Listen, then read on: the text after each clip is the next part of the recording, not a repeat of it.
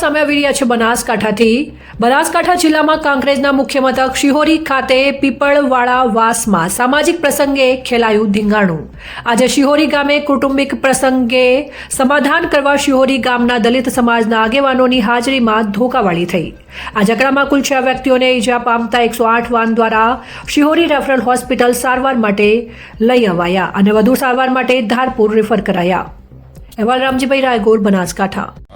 મેં અમારે થોડો ઝઘડો ચાલતો હતો અને મેં ભાઈને ભેગા કર્યા એટલે મેં અમારું સમાધાન કરાવો એ સમાધાન ના કર્યું એમને અને સીધા જ મારવાનું જ પોઝિશન કરી।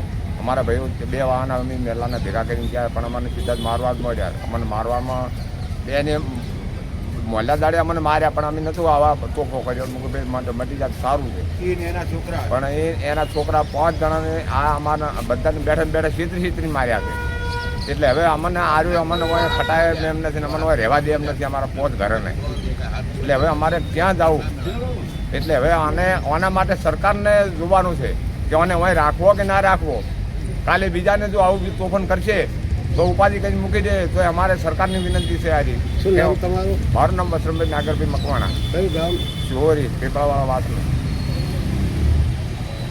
હા, પીપળાવાળા વાસની અંદર દિનોભાઈ ને ધનોભાઈ ત્યાં રહેતા હતા અને મેડલાની અંદર અમને અમારા વાસમાંથી બોલાવીને કે સમાધાન કરવું છે, હેડો તમે ઠપકો આપો। આ ઠપકો આપવા બાદ અમે અહીંયા ગયા, કોઈ અમારી વાત વાઈને હજી વફળીએ નથી, મારવા ચાલુ આ લોકોને કરી દીધું। આ દિનાભાઈને નિયન મારવાનું ચાલુ કરી નાખ્યું। તમારું નામ? મારું નામ કાંતિભાઈ પરમાભાઈ મકવાણા, કયું ગામ? શિહોરી।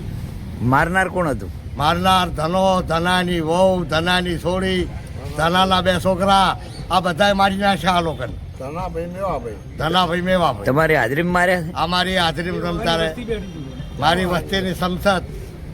કેટલા જણાનું વાગ્યું?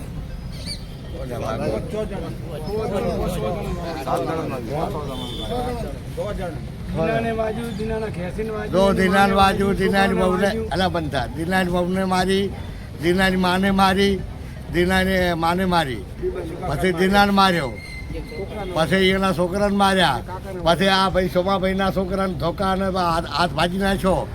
ભાઈ વસુ કાકાને માર્યા, અમથા કાકાને બાછે થયો। અને હાલ ક્યાં છે આ લોકો વાગવાવાળા તો ધારપુર મેલ્યા અને એક દિનો હોય છે લાવો હોય।